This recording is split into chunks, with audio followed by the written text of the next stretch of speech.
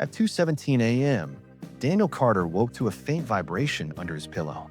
Not loud, not urgent, steady, deliberate, almost careful, as if something knew exactly how to wake him without startling him. He wasn't someone who woke in the middle of the night. Not his habit, not his life. Midnight sleep, 7 a.m. alarm. A routine so consistent it almost ran itself. And yet tonight, something slipped out of place. Half awake, he reached for his phone and squinted at the screen. One new message. Unknown number. No contact name. No digits. Just blank. That alone made him frown. That shouldn't be possible. Every message has a source. Every signal comes from somewhere. Still, he opened it. The message was short. Do not go to work tomorrow. He stared at it, waiting for context. A second message. A correction. Anything. Nothing came. No explanation. No emoji. No follow-up. Just silence. He exhaled quietly and shook his head. Wrong number, probably. Or some kind of joke. Still, something about it felt off. Too precise. Too clean. Not casual. Not random. Intentional. He locked the phone and turned over. But sleep didn't come back, because now there was a question in his mind. And Daniel, it's worth noting, didn't like unanswered questions. Morning arrived exactly on schedule. Light through the blinds. The low hum of traffic outside. The smell of coffee filling the apartment. Everything normal. Almost aggressively normal, in a way. And yet, the message was still there, sitting in his notifications like it had been waiting for him. He checked it again. Zama blank sender. No number, no code, nothing to trace.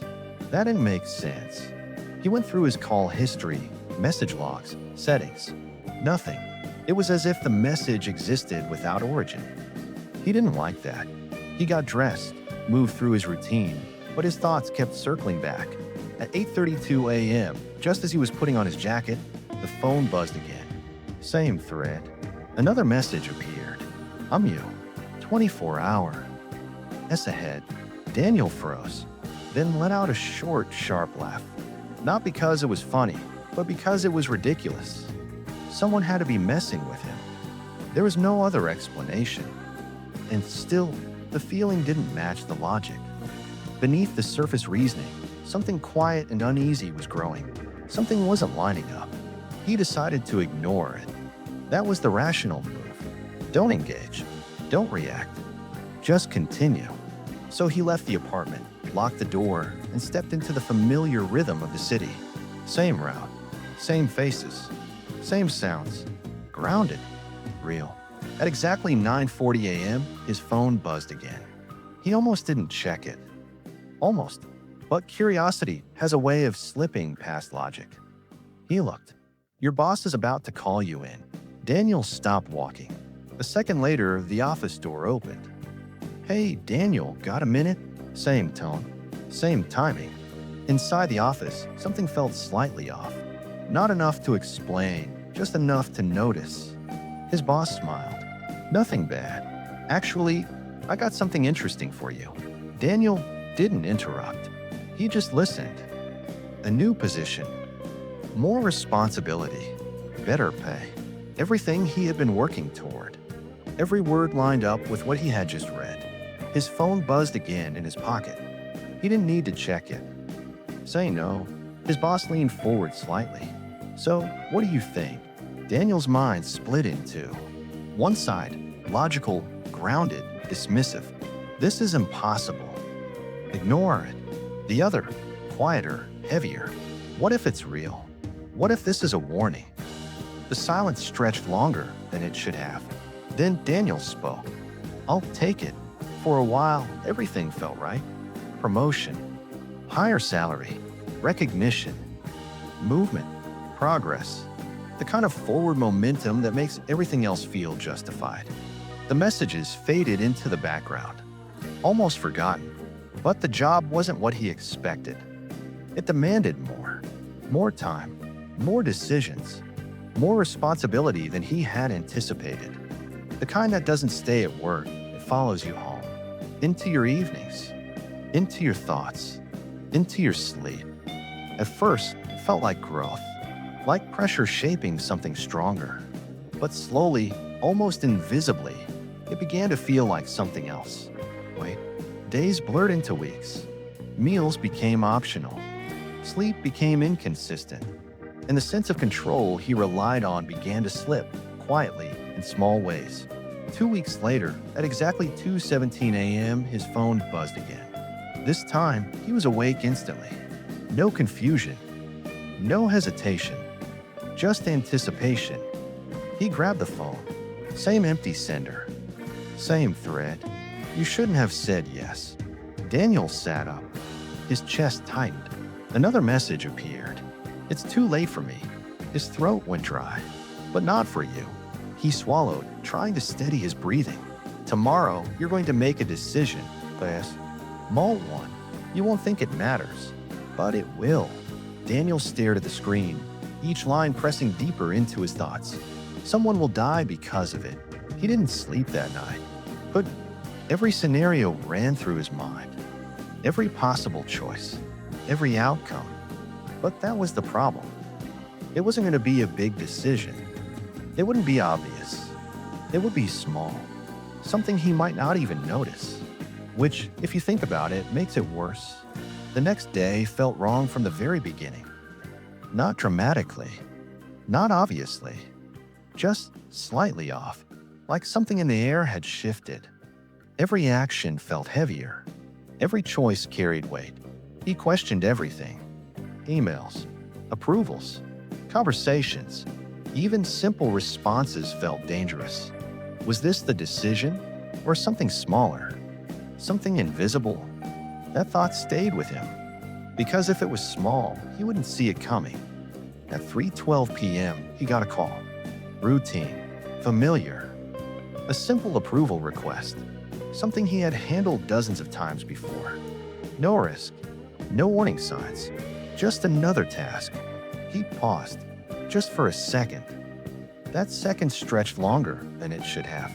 Then he approved it. Nothing happened. No alarms, no system errors, no immediate consequences. Just normal activity, continuing as if nothing had changed. Daniel exhaled slowly. Maybe that wasn't it.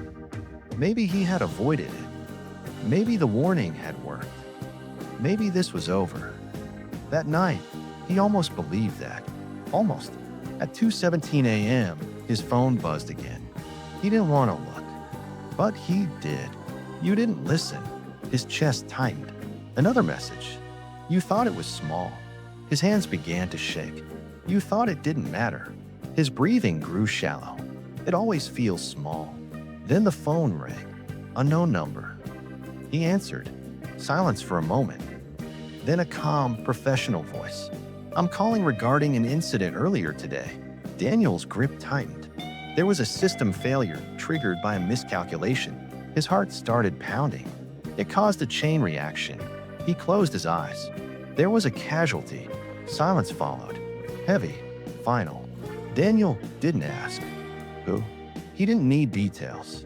Because in a way, he already knew. That night, the messages didn't stop. 2:17 a.m. again. Now you understand. Daniel sat in the dark, staring at the screen. You don't get to fix everything. His jaw tightened. You only get to choose which mistake you live with. The words hit harder than anything before. Because they weren't a warning anymore. They were truth. There was nothing to fix. Nothing to undo. Just consequences. And the knowledge that he had been warned and still chose not to listen. Time felt different after that. Slower. Heavier. Like every moment carried something behind it. Daniel stopped trusting himself. Every decision felt wrong. Every action felt like it might lead somewhere irreversible. The structure he relied on, logic, patterns, control, it wasn't enough anymore. Because now he knew something he could not know. That small decisions aren't small. That consequences don't announce themselves. And that sometimes you only understand the weight of a moment after it's already passed. At 2:17 a.m. the next night, he didn't wait for the message. He already knew what he was going to do. He opened his phone. New message. Blank sender. Same thread. His hands were steady now. Too steady, like something inside him had settled. He typed slowly, carefully. Do not go to work tomorrow. He read it once. Then again. Every word mattered. Then he entered a number. His own, from 24 hours earlier. He stared at it. This was the moment. Not the big decisions. Not the obvious ones. A small action. Pressing send. His finger hovered for just a second. Then he pressed it. The message disappeared. Send. And just like that, the loop continued. Somewhere in a quiet apartment, at exactly 2:17 a.m., a phone began to vibrate under a pillow. Another version of Daniel Carter shifted in his sleep, reached for it, and squinted at the screen. One new message. Unknown number. Blank sender. He opened it. Do not go to work tomorrow. He frowned, confused, slightly irritated, maybe even amused, not understood. Ding that this wasn't random. Not a mistake. Not a joke, but a choice. The same choice. Repeating, again and again. And the real question was never whether the message was real. The real question was, would he listen this time? Or make the same small decision? That changes everything.